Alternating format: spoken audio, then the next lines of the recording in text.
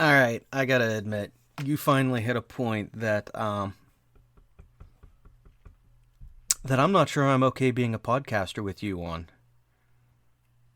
Are we still talking about football? I know you well enough by now that you're still stuck on the football. Oh my gosh, a Patriots fan? But I'm not. I was just using an example. Oh, okay. I can live with the example. I can live with the example. It's like it's only provincial. I'm a provincial Patriots fan because that's like the closest football team, you know? Yeah. But when I lived in Pennsylvania, I was all about the Eagles. So the Eagles. That's it, right? No. I'm sorry, I forgot you're a Steelers fan. Steelers. It's Steelers. Both of my children were born in Western PA, and I don't know where I went wrong. My son is a Steelers fan. My daughter is an Eagles fan. The heck? What did you call a Niggles fan? No, Eagles. The Eagles. Eagles. You never heard them called the Eagles? No. Yeah.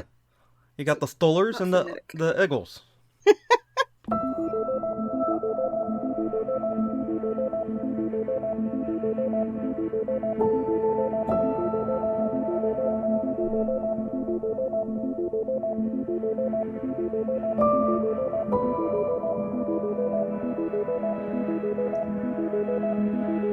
Welcome to the 42 Podcast, where we discuss life together, looking for answers to life, the universe, and, well, everything else.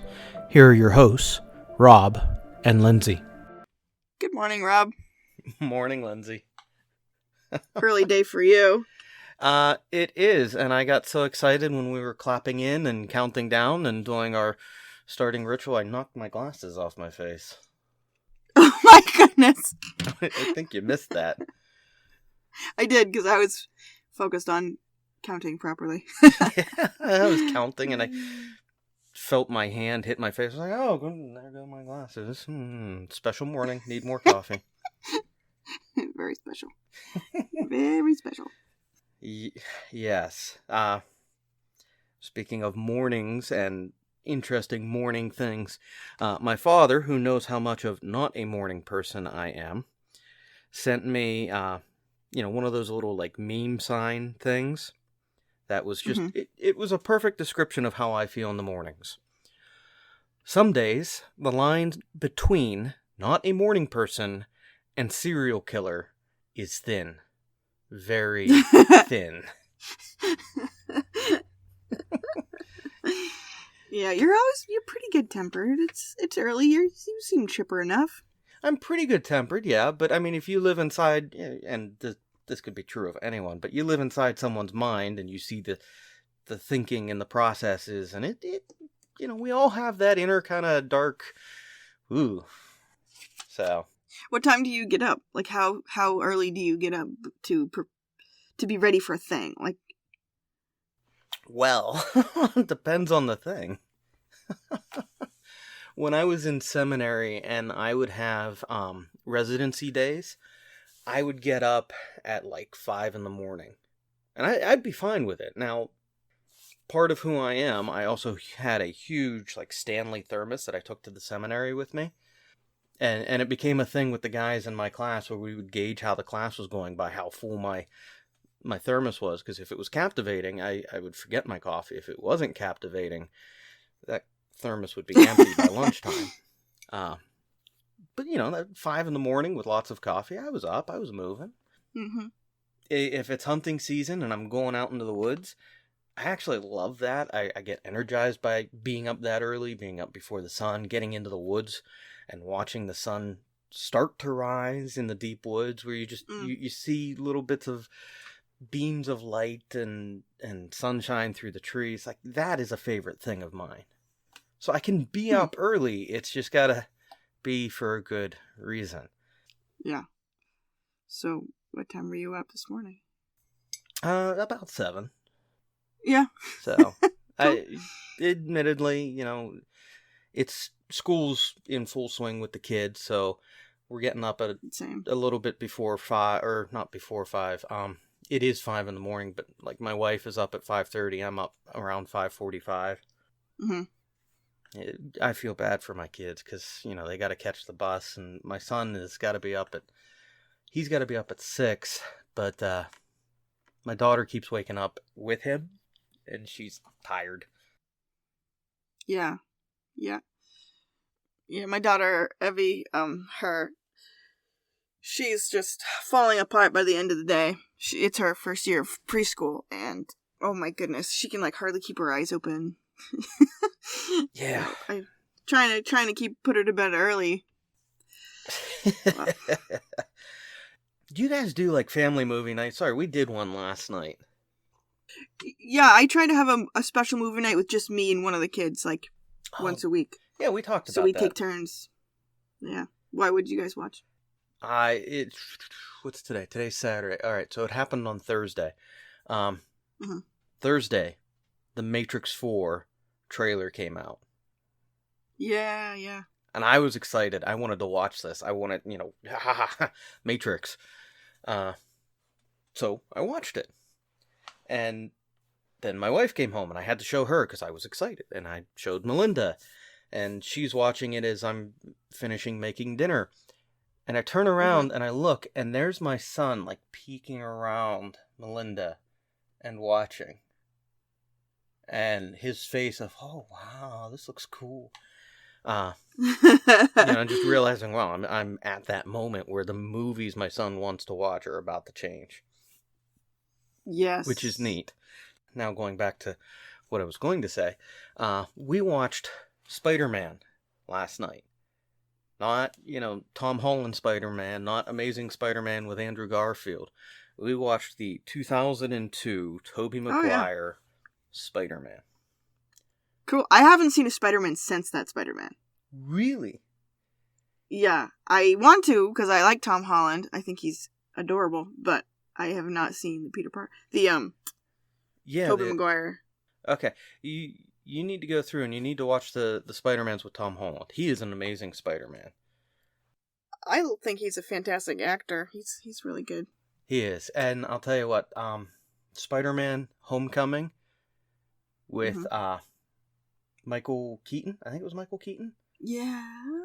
Yes. Watching him as, Batman, as a bad guy, it's, ooh. He's a good bad guy. Oh my goodness, is he a good bad guy? And, that there's paired this with old... the... Go ahead. There's this old movie called Pacific Heights where he's a really bad guy. It's really good. It's wicked 90s. I think Melanie Griffith is in it. And it's really good. And he's a good bad guy. That's how I know. But continue. Sorry. Yeah, so you need to watch, the Spider-Mans with Tom Holland. They are excellent. And I'm excited for the new one, No Way Home, coming out. Which is why I'm making my son go back and watch. Because if the internet rumors are true, they're bringing in Tobey Maguire and they're bringing in Andrew Garfield as their Spider-Mans in the multiverse. Really? What? Oh, you haven't been watching Marvel stuff, have you? Yes, they No, can. I have, but I feel like that's copying. Did you watch? Because I loved the one with Miles Morales. Loved that movie. Were we thinking about the same thing? The cartoon. Yeah. I loved it. But I don't want anybody else to touch that. I liked that. Well, but here's the thing. That's where Marvel's going in Phase 4 is the multiverse. Did you watch Loki? I haven't watched it. Oh, you need to watch Loki. I know. So my problem with Marvel here now is that I feel like they've been making these movies for a long time. And some of them are fun. But now they're like, but we have so many ideas that we scrapped. How can we get all those scrapped ideas on film? I know! Let's do a what if thing where we get to say all the... I just think it's just so blatantly franchisey. And I like pretending that my favorite things aren't franchisey. And it just... Shall we talk about Star Wars and franchisey? As you, melt into your desk going, don't kill it for me. I know. It's just...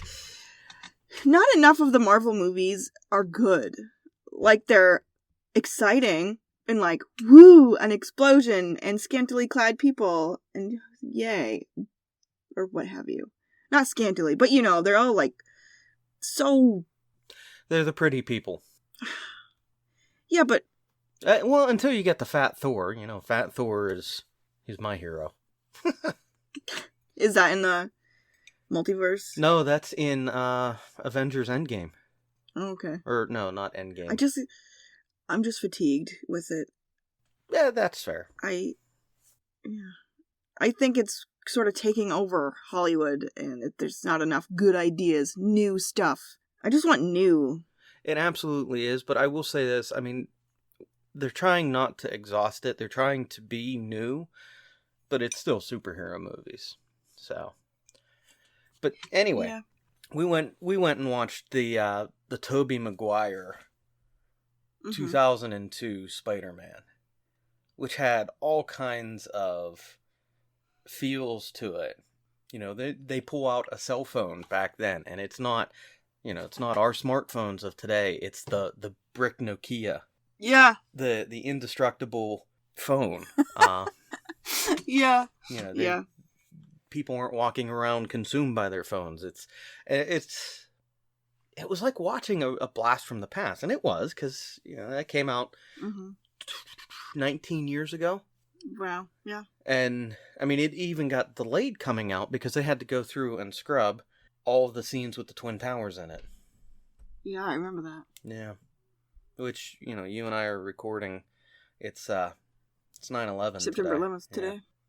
We did our reflection episode last week, so if you want to hear that... I'm working on it right now. If you want to hear that, tell Lindsay to finish editing. Yeah. Yeah. I guess, kind of rehashing that, how'd you feel after recording that episode, after sitting with where you were 20 years ago? It's I liked the episode. I thought it was good. I mean, it went places I didn't expect it to go, which is part of the fun, I think. And, yeah, we found things to disagree about, which I think is kind of the fun of this show. I think people are like, okay, but when are they going to disagree again? Because that's where it gets exciting. You guys just fight already. Come on, somebody throw us one. Yeah, we did find things to disagree on, but sorry, I guess I'm asking because I walked away from that feeling pretty kind of like somber. Oh, okay. Well, yes. Yeah. Yeah. I've been feeling that way for a little while. Yeah, and again, I mean, it's 9/11, so there's that kind of quiet somberness to the day where... Oh, yeah, definitely. Reflecting on what happened 20 years ago. Yesterday was my son's birthday, and he turned 9.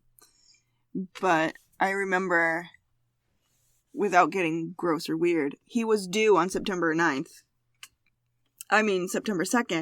but I was a week late, and it was September 10th in the morning, and was no sign at all that he was coming, and I was like, oh, please, please, please, please, please don't be born on September 11th. Because it's just such a sad day to have a party. And it was still within, you know, he was born in 2012. And it seemed fresh to me still. It still seemed very fresh. Well, but he was born on the 10th at 8 o'clock at night. Well, and I was there you like, go. yes. But his party is today on September 11th because it's Saturday and this is when people can get together, which I find not ironic because it's too strong a word, but it's like, Didn't want to have the but party on the 11th. I think of all those. Yeah. Yeah. And I just think of all those people that are missing their people today. And we're going to be hitting a Minecraft TNT pinata. And they're all sort of having kind of not a good day. So I tip my hat to all of you who lost somebody. I'm thinking of you. There's an interesting element to that of that generation, of how they don't... We hit pause, and there's that kind of quiet, you know, where were you, and the reflections and the conversation. For my kids, for your kids too, I don't know how it works, that reflection, that pause isn't there for them. Right. It's not there to unify them or bring them into a conversation with a, with that similar experience of effectively, well, it is mass trauma. Yeah. So. And yeah, it's true. And we can tell them. That's what history class is all about. I think that's what school is for, is this happened to your parents. This happened to our parents. But here's the I thing. think that's what's... Telling someone what it was like and then living it out, experiencing it, is entirely different. Well, yes, of course. We grew up in the generation that had much more active World War II veterans. They hadn't aged out of being active in society. Where now we have World War II veterans who, for the most part, they're in nursing homes, or, you have to go and visit them and hear their stories. Right.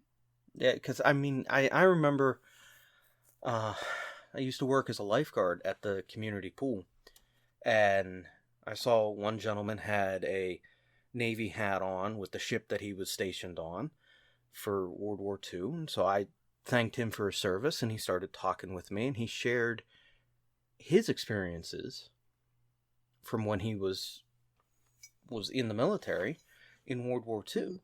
And he had to be, maybe 60 at that time. This would have been like the 90s. And, no, he would have been a little bit older than that, 60, 70s, somewhere in there. But he was active, he was moving around, he was swimming. And, talking with him, there was a lot that I learned from him, but I didn't experience it, and I didn't have that same understanding of what it was to live in that time. Right. Yeah. I think that's the job of art and writing, to get you as close. You're never gonna know what it was like on the beaches of Normandy, but you can watch a film, or you can read a book, or you can talk to someone, and as close as you can, experience vicariously, and that's how those memories live on, or that's how you can learn what you can from those experiences. Otherwise, what's the point of even... besides facts, I think that's the point of history and art, is to carry that on. Let's kind of play that out a little bit and see where that takes us. About a month ago, we did what was our first episode, because you've been wanting to look at some of the history and actions of what happened with Nazis and the rises of socialism, and the delusions that came with that, how people believed that was a good idea, and we had some discussion on that. And kind of where we focused in that first podcast conversation was the history of it, and went into the social aspects of it as well, of how you get groupthink to get to that point. And I think maybe that's a fair question for us to start asking here, and exploring of, groupthink from the era of World War II, the end of World War I, how the German people got to the point where they were so, I don't know, hardened, calloused to Judaic people, callous to anyone who was different, that they had concentration camps. How did we get to that point, and even kind of where are we now? Because we have this element that is unifying for our generation, where we stop, we pause, and we talk about, well, where were you on 9/11? And now 20 years later, we're at this point of kind of being callous and almost tribal, except for certain days where we pull back, and it's kind of the group trauma. Do you get what I'm saying in that? Yeah. Yeah, I do. Yeah, I'm wanting to look at the sociological aspect, I guess, is maybe the way to say it, because there's a lot to unpack in the past month that has happened from the past 20 years.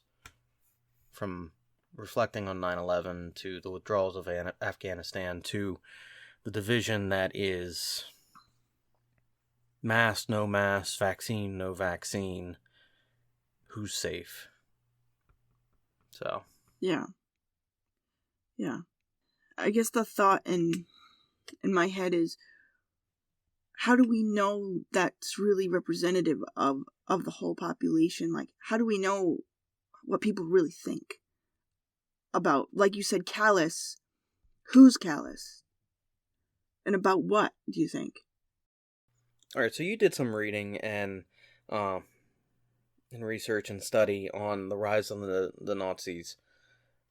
And I guess maybe my first question with all of this is, why do you think that the ideals of nationalism that were put out for the German people at that time in the Nazi Party appealed to them and then enabled what came next? Well, I think it had been around for a really long time. The ideas of anti-Semitism it was a really old concept before then. I mean, as wonderful as a man as Martin Luther may or may not have been, he did a lot of good for the world, but he was very anti-Semitic. And it was sort of entrenched and embedded in German culture.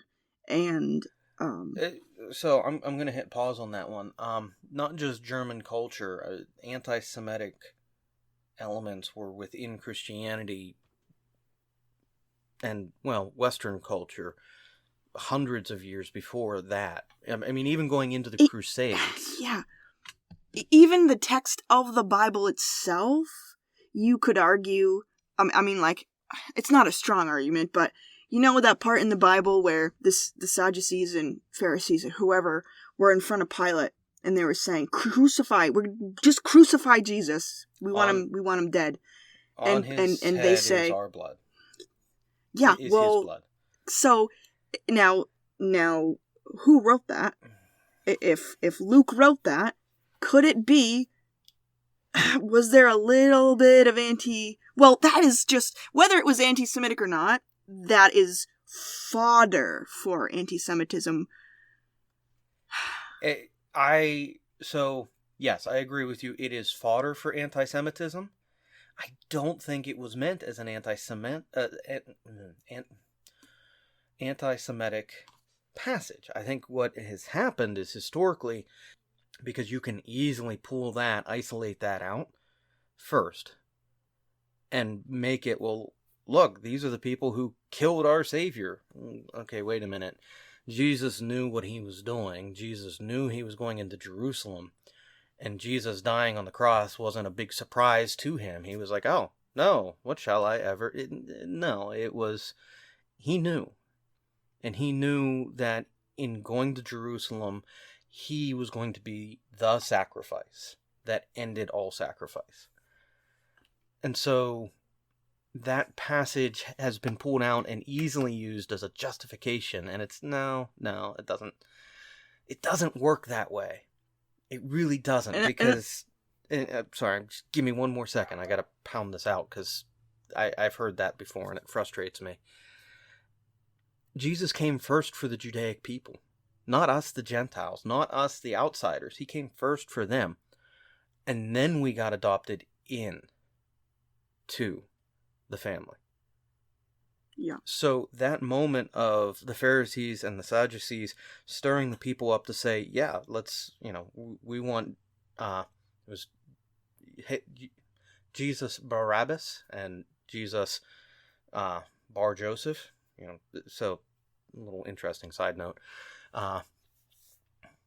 Them stirring him up and saying, we want Jesus Barabbas released, and we want you to crucify Jesus Bar Joseph, who is Jesus Christ, and on his blood, or his blood is on us, is even symbolic of that sacrifice.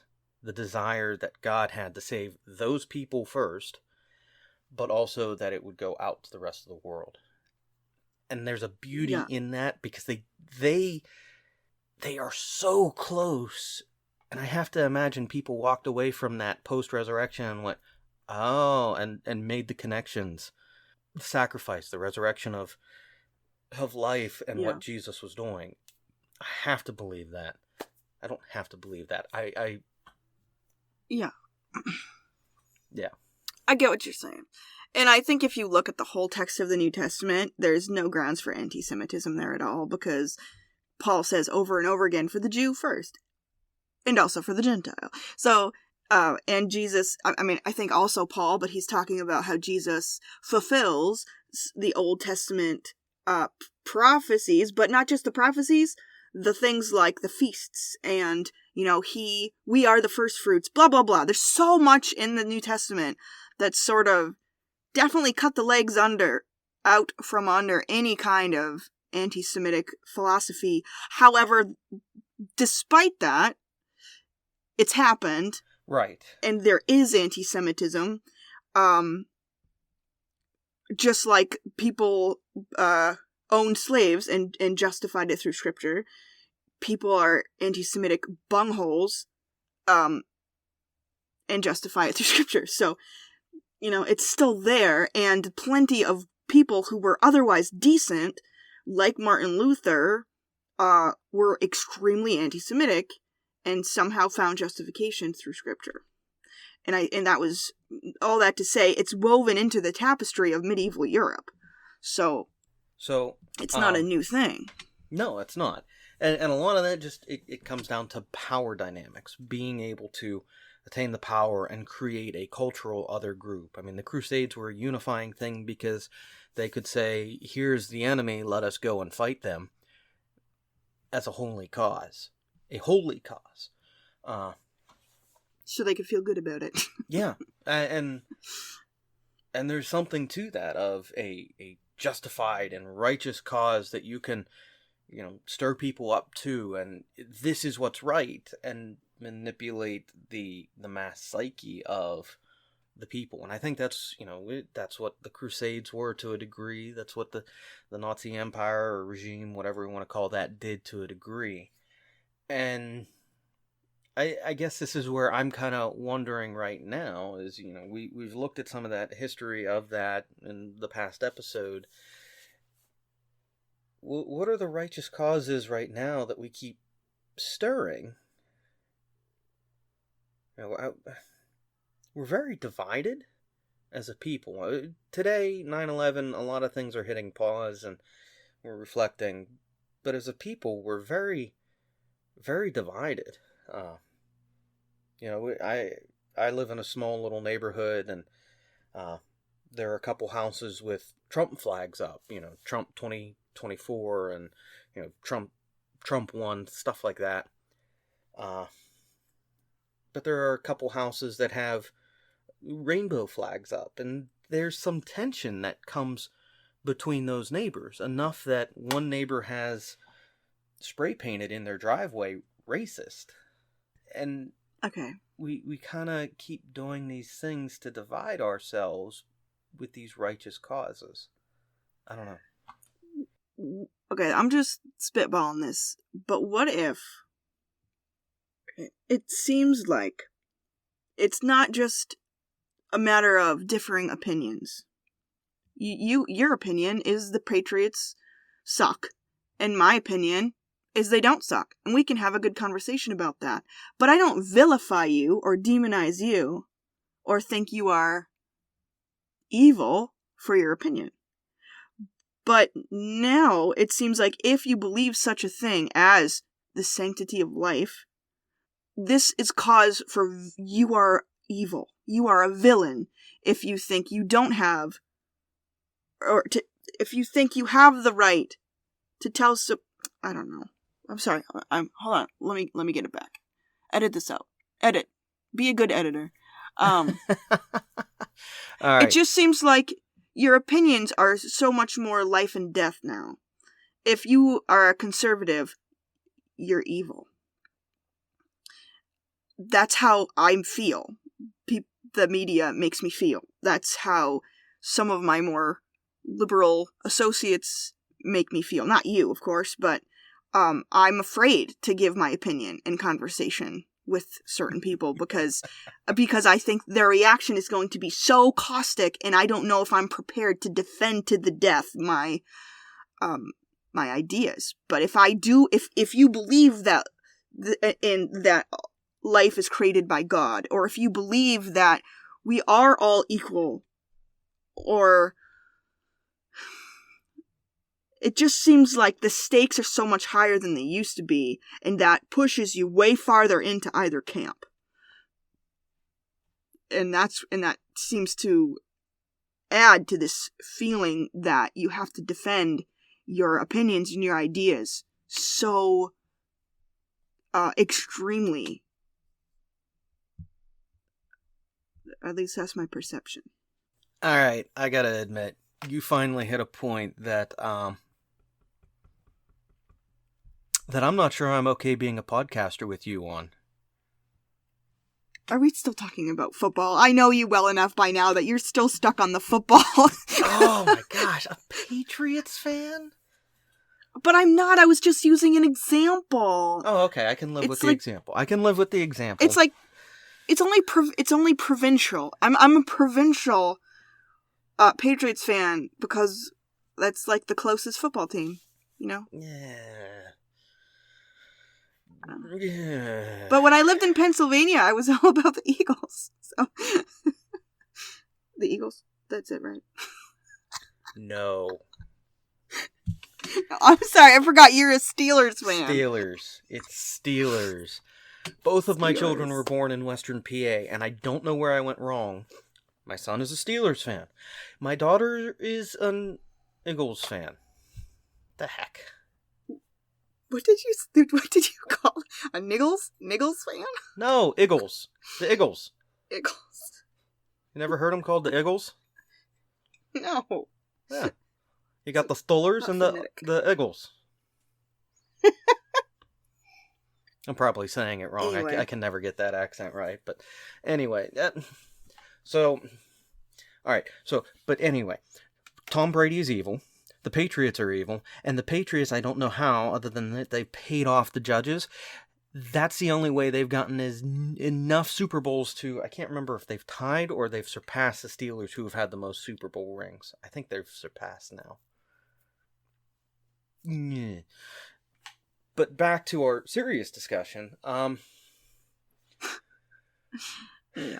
Yeah, I mean, every stake, every political thing it's imperative. If we get this wrong, everything goes away. If we are the one out of power, everything changes. You know, the second my party loses is the second that it becomes a dictatorship of the other party. You know, we're not governing for the good of people anymore. We're governing for the good of ideologies. And you brought something up. You grazed it with you know, the whole thing going on right now down in Texas with the abortion laws that they just passed. Yeah. And you know, we've had some discussion on this in the past. I'm pro-life, but I think there's a good way to be pro-life and support and love on and care for the people who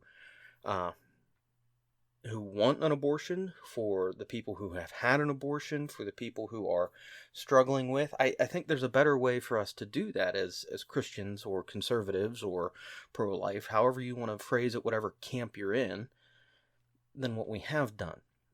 But I'm looking at what, like, Texas is doing, and that's messed up. What Texas did, it was done to be in the name of what is right, but in an entirely wrong way.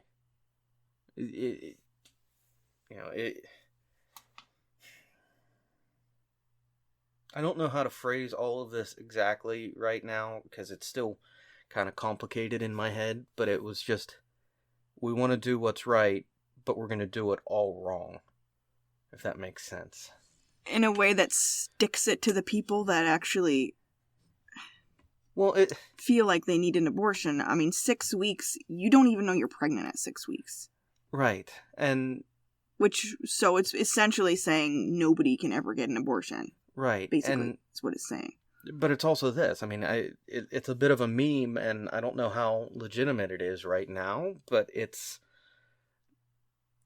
the secondary consequence of is, if this is true, you've got the satanic temple down there who's figured out, oh, wait a minute, look, there's a bit of a religious loophole and exemption. So if you say you need an abortion as part of your faith and religion, as a Satanist, and ta-da. So it's, okay, are we driving people into the arms of the wrong direction again because we tried to do the right thing? You know, we had this political ideology, we got to do what's right, we got to do what's right, but we're doing what's right by doing it wrong.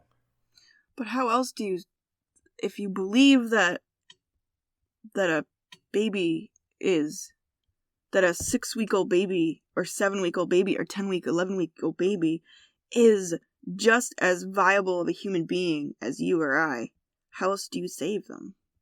You know, it's messy. It is, and you know, the my wife and I have had conversations on this, and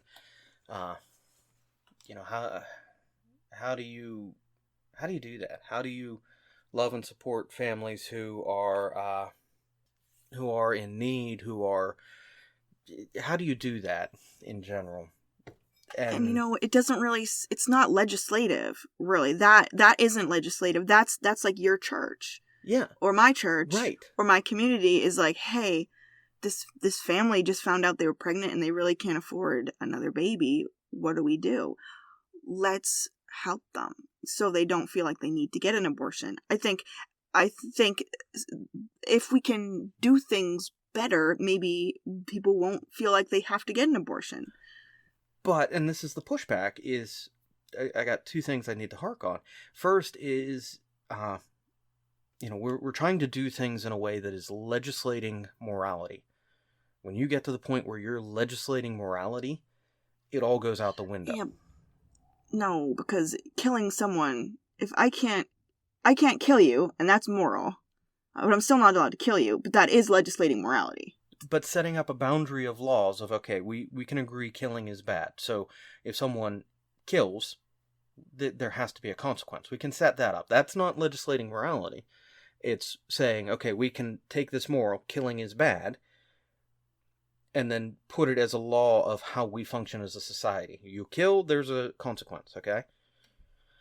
What we're doing is we're saying, yes, you know what, killing is bad, and you not just, you know, here are the boundaries of you can't kill, and here are the consequences. We're just trying to get you to the point where you have no other choice but to not kill. We're removing choice, if that makes sense. I don't know. People make choices. We always make choices, big and small. And morality plays a key into that choice making. And yeah. But second point is, if the church looks and says, we're going to help you so you don't get an abortion, then where we fall and fail is that immediately, okay, you haven't gotten an abortion, great, now you have the kid for the next 18 years, and hey, thanks for not having an abortion. That's not what I meant. And well, I know, but that is a mentality that happens in the church. Great, you didn't have an abortion, but we're not going to walk really, with you who's going to say, like, hey guys, I'm thinking about,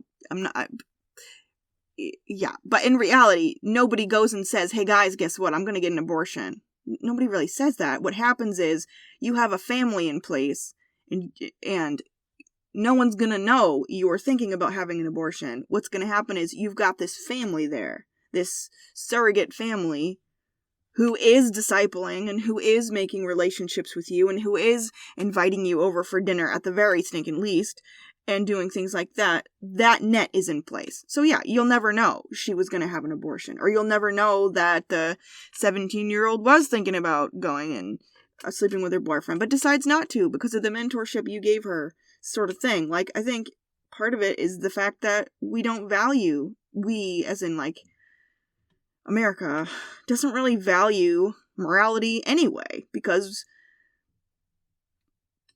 it's anybody's guess. Who's to say what's right and wrong? Who knows? I mean, I don't know. I think it's really, really not complicated. It's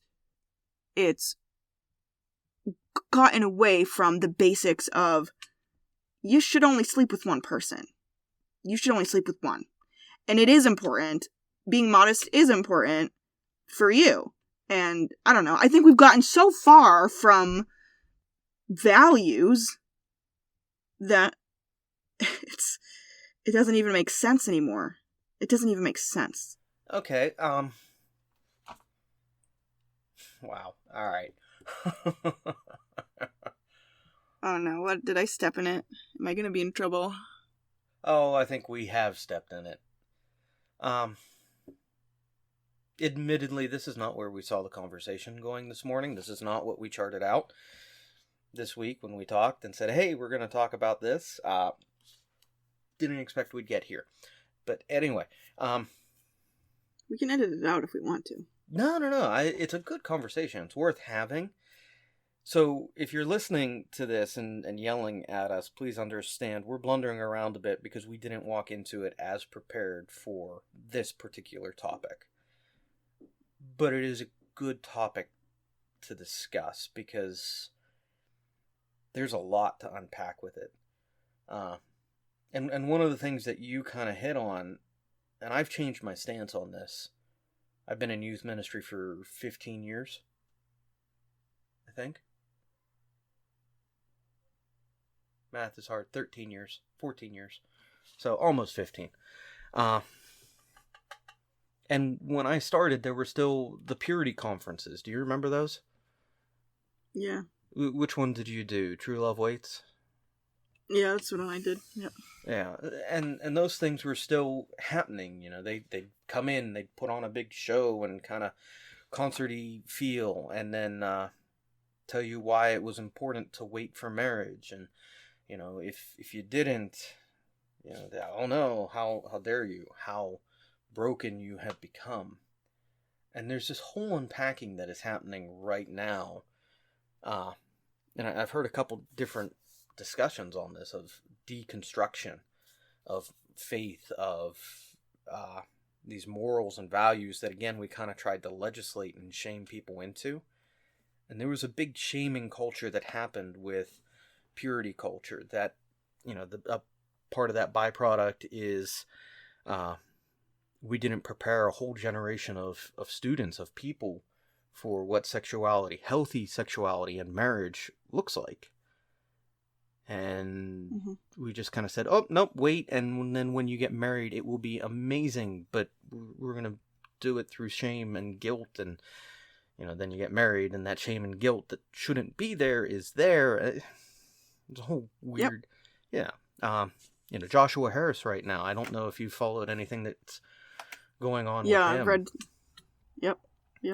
And he's got a new documentary about stuff.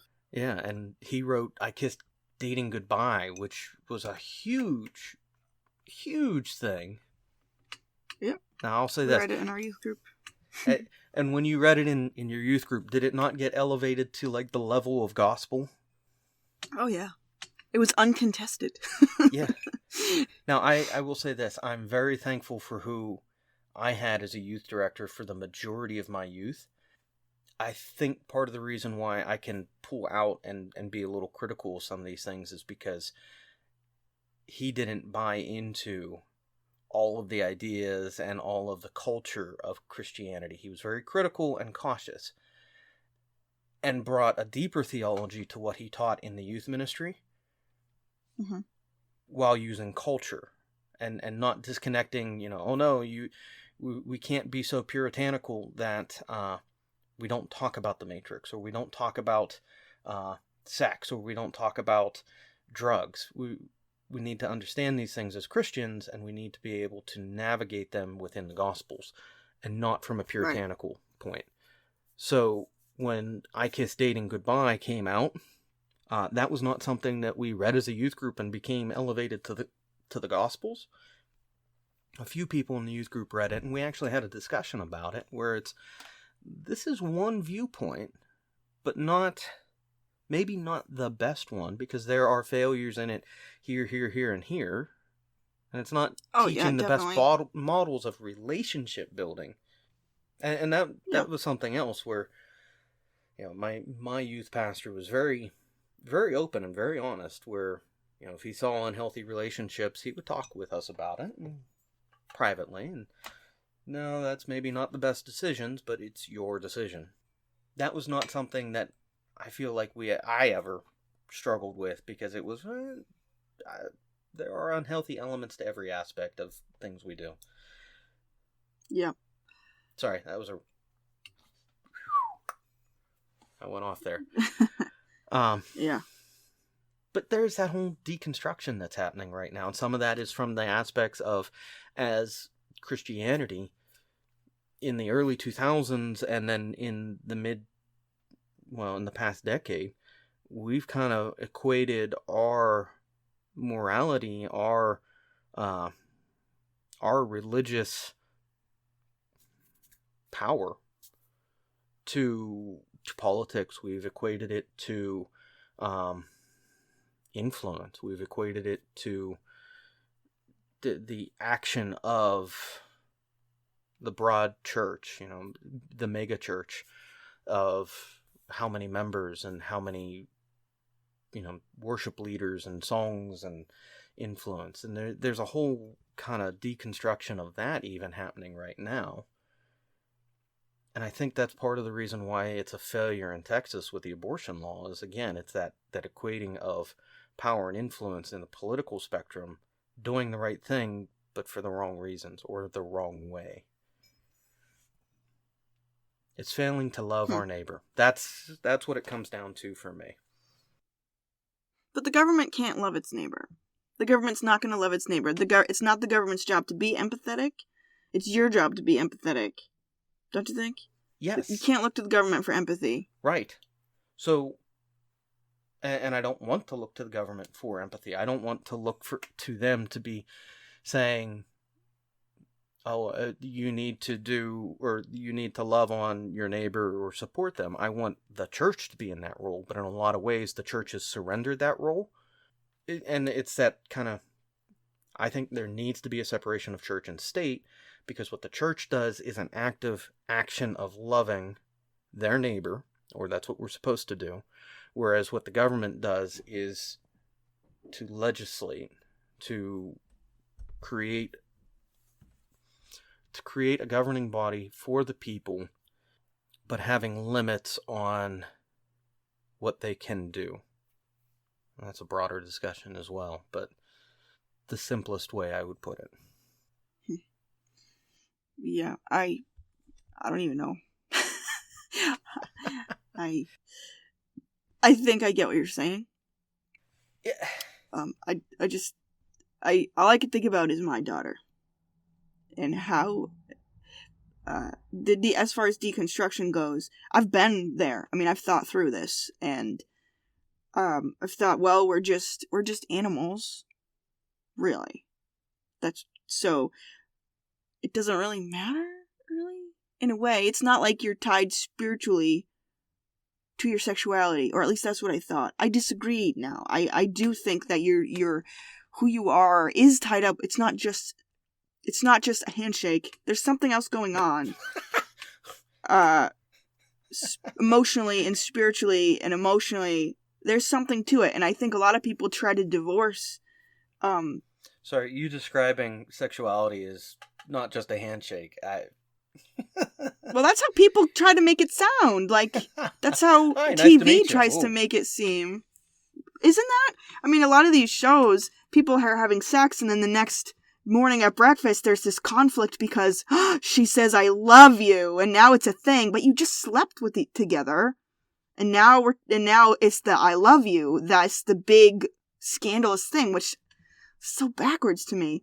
So I just think there's a lot of reform that needs to happen, and part of it is we're not animals. We're human beings with a soul. And so I don't know. I think there's a lot wrong, and I don't think it can get fixed but maybe I can help my daughter have a sense of worth and treasure herself, that she's not a monkey. She's a person, and she's treasured and valued, and she needs to value herself. I don't know. Well, and I think that might be kind of the end conclusion of it is what we as a church, as a people, as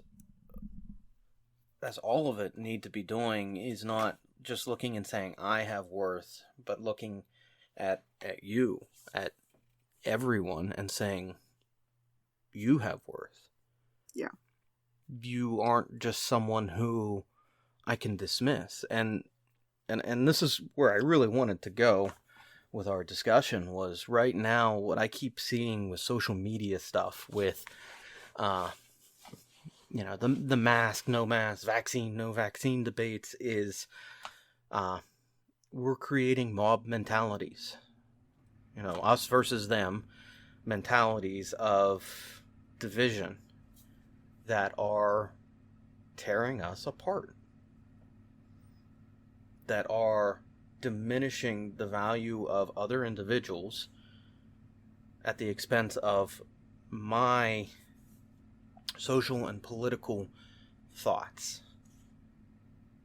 Oh, you're a liberal, you are of no value. Oh, you're a conservative, you're of no value. We're doing things on social media of, okay, someone has a public meltdown and is acting horrible towards other humans, which needs to be called out. But then what we're doing is we've got this mob mentality that's not only just saying, look, your behavior is wrong.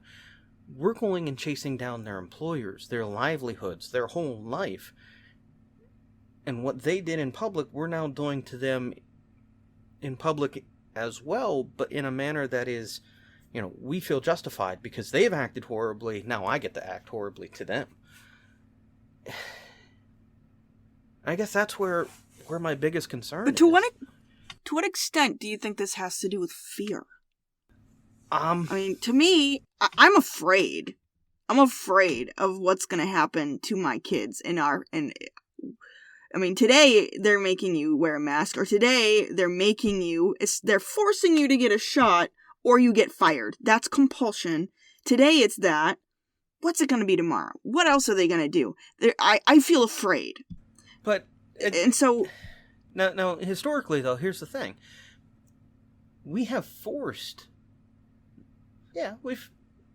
will be the right word, but we have said, okay, look, you need to have vaccinations. You do. You want your kids in public school, well, they need to have these vaccinations or a valid religious exemption. But you can also homeschool them. So I feel like the school argument is different because you can homeschool them, but if you get fired, how are you gonna? You have to go find a job that will be okay with you not wanting the vaccination. So I think the school thing is a little different because you can just go find. I don't know if it's the same thing. I'm not sure. Yeah, it's challenging. It's complicated because the whole thing is very. Yeah, there's no winning. That's the easiest thing to say. Is there is no winning. The concern for me, and this is where I'm starting. All right, let me back up. Let me ask you this first. Like 6 months ago, you and I each were able to get the vaccine. Do you regret that? No. Do you regret that you're now magnetic, glow in the dark, and are able to get Wi-Fi in your head? Sorry, cynicism and sarcasm. I don't regret. It was my choice. Mm-hmm. And I chose to get the vaccination. But I'm not showing you my vaccination card. That's none of your business. Not you personally, but I'm not going into an establishment that asks to see my vaccination card. I will go somewhere else. Because that's none of your business. That's the freedom. That's HIPAA. That's a little sketchy argument that we can have that discussion another time. Anyway, I will say this. I love playing with my 3D printer when I have time. And occasionally I'll scroll through, it's called Thingiverse, and, find things to print. And did you ever watch the movie Fifth Element? Yeah. Do you remember Multipass? Do you remember that? No, I don't remember. No. Anyway, hilarious scene. I loved it. I laughed at it when I watched the movie. Someone created a Multipass printable for your vaccine card. Yeah. I almost did that. I was like, oh, that would be awesome. Multipass! I didn't. But I cracked up. I quote that movie all the time, by the way. Yeah. Bada bing. But no, I don't disagree with that. I'm yes, a business has the right to make a decision to say, if you're not vaccinated, thanks, but no. They do have that right. They have the right to also say no shoes, no shirt, no service. But now the government is the fact that the government's sort of hiding behind, I don't even know how to explain it, but the government is behind the corporations, so the government's like, oh, no, we're not making you. Your corporations are, but we're making the corporations. So they kind of are forcing you.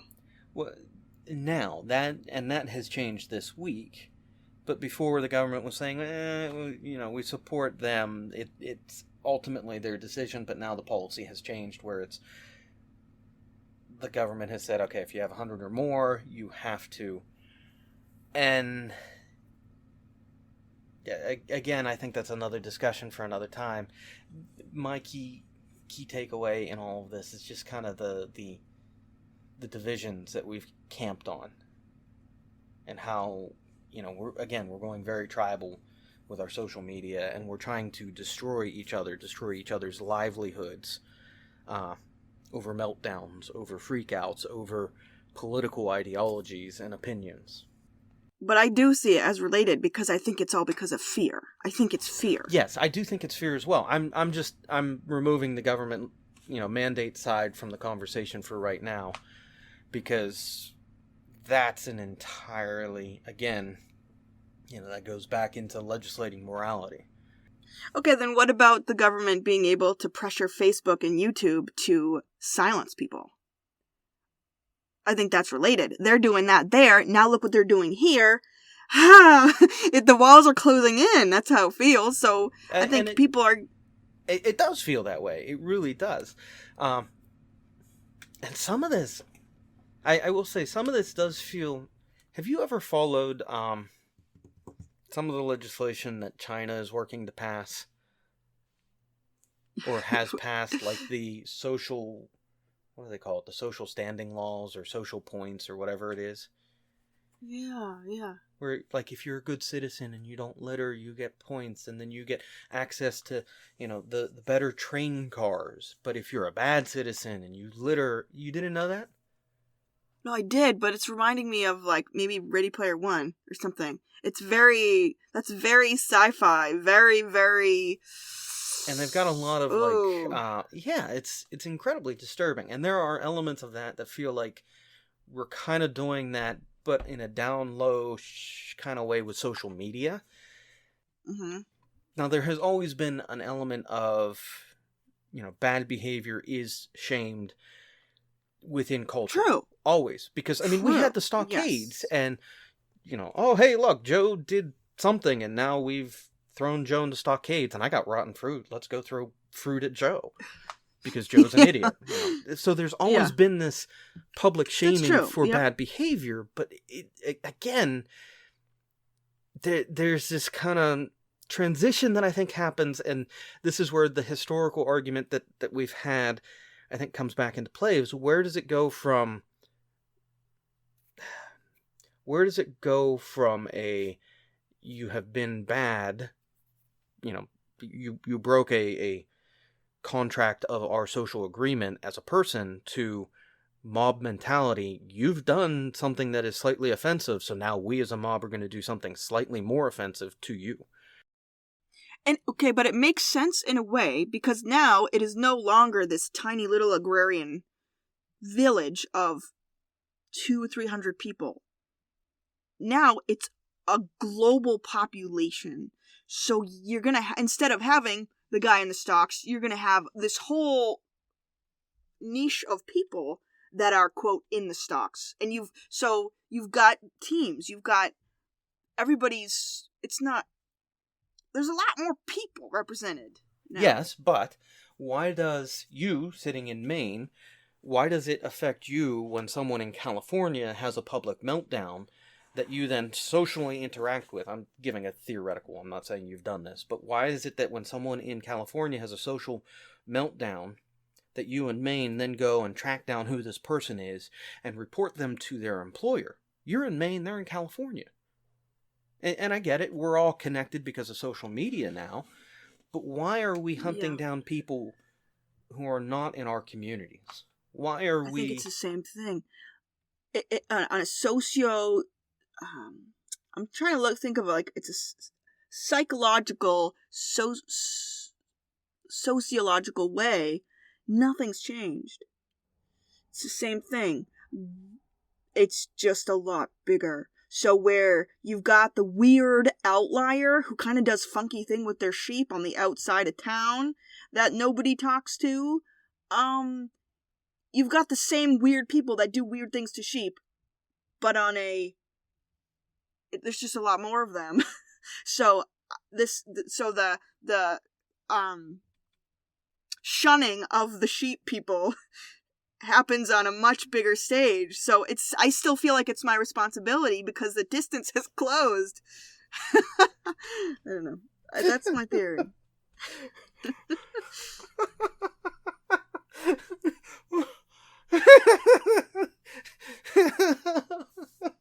Oh, Lindsay.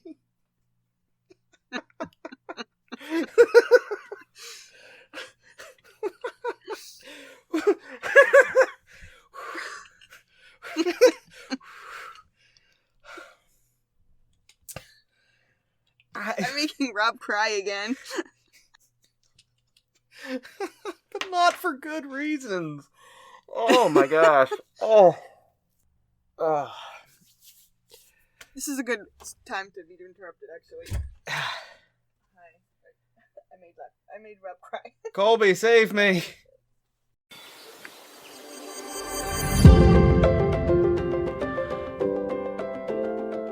Welcome to the first 42 podcast commercial, brought to you by you, the listeners. Lindsay and I have been working on this podcast for a while now, and we're enjoying it. We're enjoying the feedback, the interactions we're having with you, our listeners, and we want to continue to grow that. We want to continue to work with you guys and to experience life together with you. So this commercial is primarily aimed at you guys of, hey, be a part of our conversation. Join us in social media. You can find us on Facebook and Twitter at the 42 Podcast. Join us through the email of badtheologyproductions@gmail.com, and all of that can be found in the show notes now. Check out the YouTube channel. Leave some comments up there. Leave a rating and review for us on the podcast app that you use and listen to us with. That helps us not only understand what you're experiencing and engaging with this podcast, that helps us get more ears on this podcast, to get more voices in. And hey, if you want to join us, seriously, if you want to come on our podcast and talk with Lindsay and I, reach out, say hello. We'll say hi back. We'll have you on. And it doesn't take a huge setup to join us on the podcast. So, reach out through social media, get in touch with us, interact, because you are a significant part of everything we're doing. We want to have this as a community that is just exploring life in every way that we can. Thank you for listening. Thank you for being a part of what we're planning, what we're building, what we're doing. You are important to us. Never underestimate that. You, sitting there, I see you. You are important to us. So thank you for putting the time to listen and to join. All right, back to the conversation. Oh my gosh. I don't even know where to unpack that, the sheep people. But yes, I mean, there is an element of, there has always been an element. Yeah.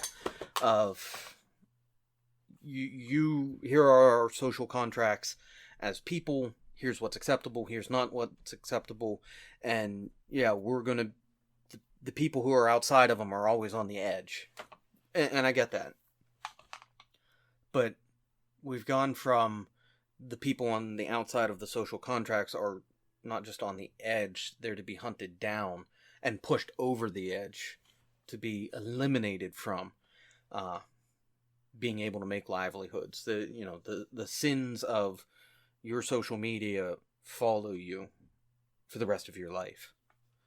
And that's what gives me pause. More than, Joe Biden standing up and saying, in the pandemic, we're going to continue to mandate. And I have concerns on that. Do you understand? I'm not saying that there's not a part of me that's going, eh. But what is more concerning is the mob mentality I keep seeing in our social media that is hunting down people. And not just saying, hey, maybe you're wrong on this. Can we talk? I agree. And it feels like there's something coming. Like it's building to something possibly catastrophic that we'll never recover from. Yeah, it is kind of hard to shake that impending doom feeling. And I hope we don't get to that point. But social media is something that I love and I hate. I really do. Because I don't think we all do it well. So, yeah. Yeah. You have to go now? Yeah, I do gotta get going. And your husband gave me the perfect out to save me from you and the sheep people. I can. I have to go make a cake. Cake! Yay! My son's birthday. Yay! Hey, wish him happy birthday from me and my family and the 42 podcast. And the 42 podcast. And thank you all for joining us. I guess maybe my comment would be let's try and be some change in this world. Yeah. Lindsay, you and I started this in totally opposite places. And actually, can I share something real quick? Yeah. When you and I first started this, do you remember one of the questions you asked me? It's in the no-episodes, the episodes that we aren't going to air. Do you remember the question? No, don't remember. Oh, I do, because you asked it, and I was like, no, but that's an interesting perception you have of me. Huh. Your assumption of me is that I'm conservative. That was my perception. Yeah, and I like to think I'm kind of middle of the road. But one of the questions you asked of me early on was, are you a prepper? Do you remember that? Yeah. And no, I'm not. I wish I was a little more prepared for things. Like a 6-month food supply would be great, but I'm not that guy in the basement in my camouflage outfits, armed to the teeth with faux military gear. Right. I'm not that guy. Mm-hmm. But, you and I started this podcast in 2 different places. And the thing that has been good, the thing that we've been wanting to show is that we can have conversations. Winning people over to your side or not doesn't matter. It's just having conversations. Talking and respecting people for people. Even if you disagree with them. And, the way we change things is to talk. To love on. Yeah. To have a conversation with. And so, yep. To you, our listeners, thank you for being a part of this conversation. Go have some. Yep. And never, ever underestimate the power that you have, Rob and fellow listeners, to help somebody else have a good day. To smile to somebody, to hold the door for someone, to pay for the guy behind you at Dunkin' Donuts. Think about other people for a second, and man, you could change somebody's whole day with one kind gesture. Just never underestimate your ability to help other people. And honestly, I mean, one of the things that nobody is coming to fix this. That's so true. That's true. Nobody is coming. Mark Zuckerberg is not going to fix Facebook or TikTok or Twitter or it's not going to get fixed. You want it to be fixed? You have to do it. You have to be the change that you want to see in the world. And, Lindsay, you and I are trying to do that on our way each. Listeners, those of you who have interacted, I've seen how you guys are trying to be that change as well. Keep it up. Yeah. Love on people, have a conversation, and I think that's a good spot for us to end. I think so too. Thank you everybody for listening in, making it to the end of this one. This one was it's kind of wild, weaving all over the place. We eventually got to where we wanted to talk about at the end here. Yeah. Good luck making a title, because I have no idea what you would even put for a title. It's going to be called Sheep People. Sheeple. Oh, thank you. It's Yay. the sheeple. Oh my gosh. No. Why? Sheeple.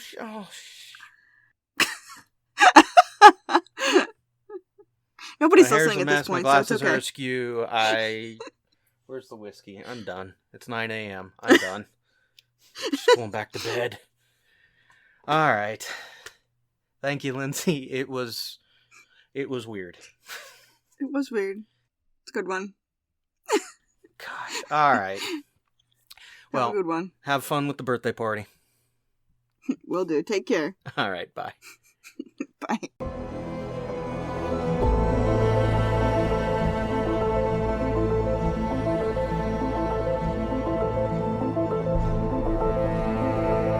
Thank you for listening to the 42 podcast. Please take a moment to like and subscribe. And if you want to join in on the conversation, you can find us on Facebook and Twitter to add your voice to the conversation. Thank you.